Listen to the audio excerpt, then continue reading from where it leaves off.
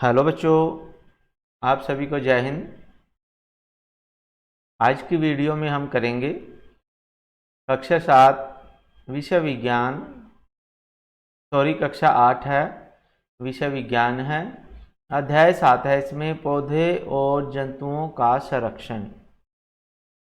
तो इस लेसन को हम पाठ्य पुस्तक में समझ रहे हैं और इससे पहले मैंने एक वीडियो में इसका कुछ भाग आपको समझा दिया है। यदि आपने वो नहीं समझा तो आप यहीं इसी चैनल पे जाके वो देख सकते हैं। मैं आगे शुरू कराता हूँ, इस वीडियो में आगे करेंगे हम। तो आगे है हमारे पास वन और वन्य प्राणियों का संरक्षण।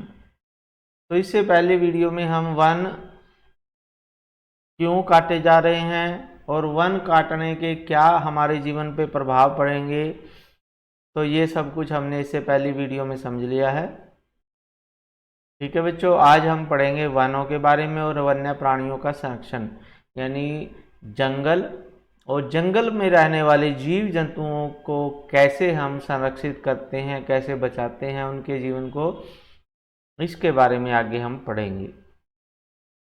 तो इसमें सबसे पहले हम जैव मंडल किसे कहते हैं, तो जैव मंडल की परिभाषा आपको याद होनी चाहिए, आनी चाहिए। तो परिभाषा ये आ जाएगी इसकी, जैव मंडल पृथ्वी का वह भाग है जिसमें सजीव पाए जाते हैं अथवा जीवन यापन के योग्य हैं, उसे हम जैव मंडल कहते हैं। जैव मंडल है धरती का वह भाग जिस स्थान पर जीवित प्राणी मिल जाए, पेड़ पौधे मिल जाएं, तो वो जैव मंडल है। आगे है जैव विविधता का अर्थ है पृथ्वी पर पाए जाने वाले विभिन्न जीवों की प्रजातियां, उनके पारस्परिक संबंध एवं पर्यावरण से उनका संबंध। फिर जैव विविधता भी आती है। जैव विविधता किसे कहते हैं, तो जैव विविधता होती है जीवों में विविधता, यानी जीवों में विभिन्नता। तो इस धरती पर, पृथ्वी पर अनेक तरह के जीव जंतु पेड़ पौधे पाए जाते हैं जो आपस में भी उनका संबंध होता है। अनेक तरह की प्रजातियां पाई जाती हैं जो इस धरती पर जीवन यापन कर रही हैं, तो इसे हम जैव विविधता कहते हैं। ठीक है बच्चों, तो जैव मंडल और जैव विविधता की परिभाषा आपने यहाँ से लिख लेनी है। तो जो जंगली जीव जंतु होते हैं और जंगल होते हैं, वन होते हैं, तो वनों और वन्य जंतुओं की सुरक्षा हेतु सरकार जो है उनकी सुरक्षा और संरक्षण के लिए नियम बनाती है। ठीक है, विधियां और नीतियां बनाती है, यानी कानून बनाती है सरकार। तो जो वन्य जंतु होते हैं तो वो सरकार क्या क्या बनाती है, वन्य जंतु अभयारण्य, राष्ट्रीय उद्यान और जैव मंडल, संरक्षित क्षेत्र आदि पौधों और जंतुओं की के लिए संरक्षित एवं सुरक्षित क्षेत्र हैं। और ये क्षेत्र जो है सरकार तय करती है, सरकार के द्वारा बनाए जाते हैं जंतुओं और पेड़ पौधों की सुरक्षा के लिए। ठीक है बच्चों, फिर आगे है जैसे वनस्पति जात और प्राणी जात। तो वनस्पति जात की परिभाषा और प्राणी जात की परिभाषा उनके आवासों के संरक्षण हेतु संरक्षित क्षेत्र चिन्हित किए गए हैं जिन्हें वन्य जीव अभयारण्य, राष्ट्रीय उद्यान या जैव मंडल आरक्षित क्षेत्र कहते हैं। ठीक है, तो वनस्पति जात और प्राणी जात और उनके आवासों की रक्षा के लिए वन्य जीव अभयारण्य बनाए गए हैं, राष्ट्रीय उद्यान बनाए गए हैं और जैव मंडल आरक्षित क्षेत्र बनाए गए हैं। ठीक है, वनस्पति जात होती है पेड़ पौधों की रक्षा के लिए। वनस्पति जात में तो पेड़ पौधे जितनी भी जंगल होते हैं सारे आते हैं, और प्राणी जात होते हैं जंगली जानवर या कोई भी जीव जंतु। तो उनके रक्षा के लिए सरकार ने इनका निर्माण किया है। तो वृक्षारोपण, कृषि, चारागाह, वृक्षों की कटाई और शिकार, खाल प्राप्त करने हेतु सरकार इन क्षेत्रों में निषिद्ध है। यानी इन क्षेत्रों में ना तो हम कोई नया पेड़ लगा सकते हैं और ना ही पेड़ काट सकते हैं, ना वहाँ कृषि कर सकते हैं, ना ही पशुओं को चरा सकते हैं, ठीक है, ना वहाँ शिकार कर सकते हैं। तो इन क्षेत्रों में ये सभी गैर कानूनी होते हैं। अगर कोई ऐसे करता हुआ पाया जाता है तो उसके विरुद्ध आपराधिक मुकदमा चल सकता है, ठीक है, उसको सजा मिल सकती है। अब ये क्या क्या होते हैं ये देख लेते हैं आगे। जैसे वन्य जीव अभयारण्य होता है जो, तो वन्य जीव अभयारण्य जो है यह वह क्षेत्र है जहाँ जंतु उनके आवास किसी भी प्रकार से के विक्षोभ में सुरक्षित रहता है। वन्य जीव अभयारण्य क्या होता है? वन्य जीव अभयारण्य में जंगल के अंदर ही एक छोटा एरिया निर्धारित कर लिया जाता है। उस एरिया के अंदर जंतुओं को और उनके आवास उनको प्रदान किए जाते हैं ताकि वो किसी भी दुर्घटना का शिकार ना हो और वो सुरक्षित रहें। जीव जंतु, जंगली जीव जंतु सुरक्षित रहें, तो वो वन्य जीव अभयारण्य होता है। जैसे कई बार आपने देखा भी होगा, घूमने जाते हैं कई बार जंगल में या कहीं जंगल में ही छोटे एरिया होते हैं, उनमें चारों तरफ बड़े ऊंचा जाल लगाया होता है लोहे का, तारों का, और उनके बीच में जंगली जानवरों को रखा जाता है। तो वो वन्य जीव अभयारण्य है और इनको लोग भी देख सकते हैं, दूर दूर से देखते हैं इनको बिना नुकसान पहुंचाए। फिर राष्ट्रीय उद्यान है, वन्य जीव जंतुओं के लिए आरक्षित क्षेत्र जहां वह स्वतंत्र रूप से आवास और प्राकृतिक संसाधनों का उपयोग कर सकते हैं। तो राष्ट्रीय उद्यान में क्या होता है, ये वन्य जीव अभयारण्य से बड़े होते हैं। यानी ये राष्ट्रीय उद्यान एक जंगल है बड़ा, तो जंतु जो हैं, तो उस जंगल में उन जंतुओं के चारों तरफ कोई भी बाड़ नहीं होती, कोई पाबंदी नहीं होती, वो पूरे जंगल में स्वतंत्र रूप से घूम सकते हैं और जंगल में जो प्राकृतिक संसाधन हैं उनका उपयोग वो कर सकते हैं जीवन जीने के लिए, ठीक है। राष्ट्रीय उद्यान जो होते हैं वो बड़े होते हैं वन्य जीव अभयारण्य से। फिर उसके बाद आता है जैव मंडल आरक्षित क्षेत्र। तो वन्यजीव, पौधों और जंतु संसाधनों और उस क्षेत्र के आदिवासियों के पारंपरिक ढंग से जीवन यापन हेतु विशाल संरक्षित क्षेत्र बनाए गए हैं, ठीक है। तो वन्य जीव जैव मंडल आरक्षित क्षेत्र में क्या आता है, ये जो है राष्ट्रीय उद्यान से भी बड़े होते हैं, ये बहुत बड़े जंगल होते हैं। तो इन जंगलों में वन्य जीव भी होते हैं, पेड़ पौधे भी, और जंतु जो हैं संसाधनों का उपयोग करते हैं जो जंगलों में से मिलते हैं, और वहाँ के जंगलों में रहने वाले आदिवासी भी इसी के अंदर आते हैं, वो भी अपना जीवन यापन करते हैं पारंपरिक ढंग से। तो उसे हम जैव मंडल आरक्षित क्षेत्र कहते हैं जो राष्ट्रीय उद्यान से बड़े होते हैं। तो इसमें जो जैव विविधता होती है, जैव विविधता के संरक्षण के लिए जैव मंडल आरक्षित क्षेत्र बनाए गए हैं। जैसा कि आप जानते हैं कि जैव विविधता का अर्थ है किसी क्षेत्र विशेष में पाए जाने वाले सभी पौधे, जंतु और सूक्ष्म जीवों की विभिन्न प्रजातियां जैव विविधता के अंदर आती हैं। तो जैव विविधता को बचाए रखने के लिए जंगलों के अंदर जैव मंडल आरक्षित क्षेत्र बनाए गए हैं जहां पर हम पेड़ पौधे, जीव जंतुओं, सूक्ष्म जीवों या आदिवासियों इन सब की रक्षा कर सकें। अब जैसे आप इस चित्र में देख रहे हो, ये जैव पंचमढ़ी जैवमंडल आरक्षित क्षेत्र है। पंचमढ़ी जैवमंडल आरक्षित क्षेत्र। तो ये पंचमढ़ी जैवमंडल आरक्षित क्षेत्र है। तो इसमें देखिए, इसमें ये बड़ा क्षेत्र है सारा, तो ये पूरे का पूरा जो है जैवमंडल आरक्षित क्षेत्र है। तो यहाँ पे जैसे इसी में पंचमढ़ी अभयारण्य है, ठीक है, और यहाँ बोरी अभयारण्य भी है इसमें, और इसी में सतपुड़ा राष्ट्रीय उद्यान भी है, ठीक है। तो ये देखो, इसमें ये सारा राष्ट्रीय उद्यान अलग से बना दिया है और अभयारण्य अलग से बना दिए हैं, ठीक है। और ये सारे के सारा जो दिखाई दे रहा है आपको चित्र, ये जैवमंडल आरक्षित क्षेत्र है, ठीक है। तो जैवमंडल आरक्षित क्षेत्र बड़ा होता है, फिर उससे छोटा जो होते हैं राष्ट्रीय उद्यान होते हैं, फिर उससे छोटे अभयारण्य होते हैं, ठीक है बच्चों। फिर उसके बाद है आपके पास वनस्पति जात की परिभाषा और प्राणी जात की परिभाषा आपसे पूछी जाती है।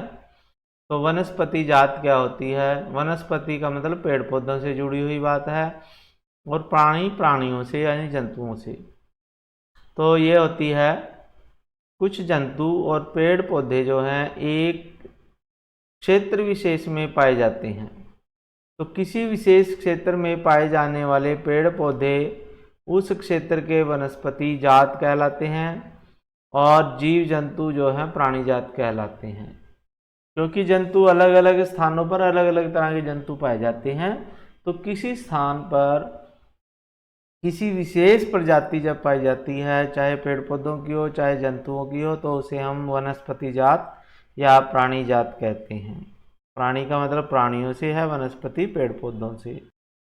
जैसे आपने अभी पंचमढ़ी जैवमंडल आरक्षित क्षेत्र देखा है, तो इस क्षेत्र में साल के पेड़ होते हैं, सागौन, आम, जामुन, सिल्वर फर्न, अर्जुन आदि के पेड़ पौधे मिलते हैं वनस्पति जात में।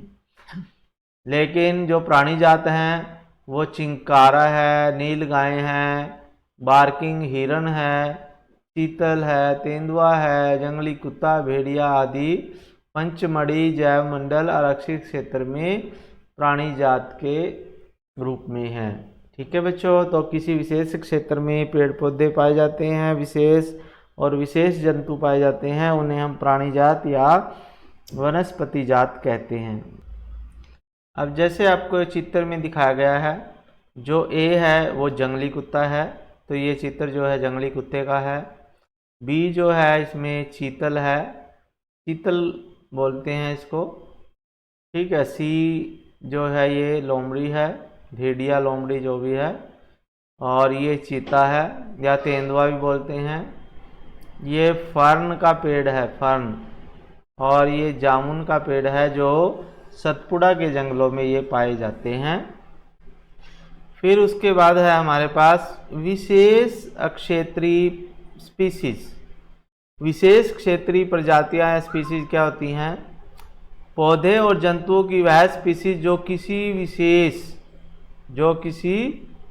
विशेष क्षेत्र में पाई जाती हैं, उन्हें हम,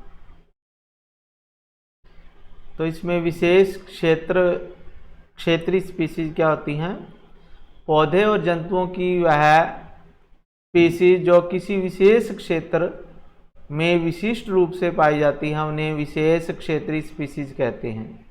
ये किसी अन्य क्षेत्र में प्राकृतिक रूप से नहीं पाई जाती, ठीक है। तो विशेष क्षेत्रीय स्पीसीज क्या होती हैं? ऐसे पेड़ पौधे जीव जंतु जो किसी एक ही स्थान पे मिलते हैं, दूसरे स्थान पर वो नहीं मिलते, ठीक है।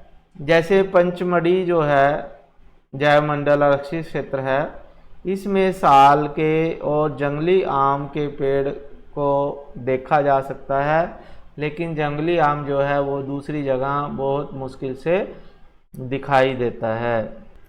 जैसे ये आप चित्र देख रहे हैं, ये जंगली आम का चित्र है जो सतपुड़ा के जंगलों में ही पाया जाता है, ठीक है बच्चों। जैसे आपको भारतीय विशाल गिलहरी तथा उड़ने वाली गिलहरी भी इन क्षेत्रों में विशेष क्षेत्रीय प्राणी हैं, जो केवल इन्हीं क्षेत्रों में पाए जाते हैं, सतपुड़ा के जंगलों में ही पाए जाते हैं। ठीक है, विशाल गिलहरी और उड़ने वाली गिलहरी। उसके बाद है आपके पास, तो यदि आपको ये लेसन समझ में आ रहा है, वीडियो अच्छी लग रही है बच्चों, तो आप इसे लाइक कर लीजिए, चैनल को सब्सक्राइब करना है और घंटी के बटन को दबाना है ताकि सभी वीडियो आप तक सबसे पहले पहुंचे। और हाँ बच्चों, यदि आप ये सभी बातें अच्छी तरह से समझ लेते हो तो आपको कि कोई भी अन्य क्वेश्चन याद करने की आवश्यकता नहीं रह पाती, क्योंकि पूरे पाठ का निचोड़ मैं आपको समझाता हूँ वीडियो में और अच्छी तरह से समझाने की कोशिश करता हूँ। इसलिए आप सभी बच्चे ध्यान से पूरी वीडियो ज़रूर देखा करो। ठीक है बच्चे, तो आगे है जैसे वन्य जीव अभयारण्य, वन्य प्राणी अभयारण्य आएंगे अब।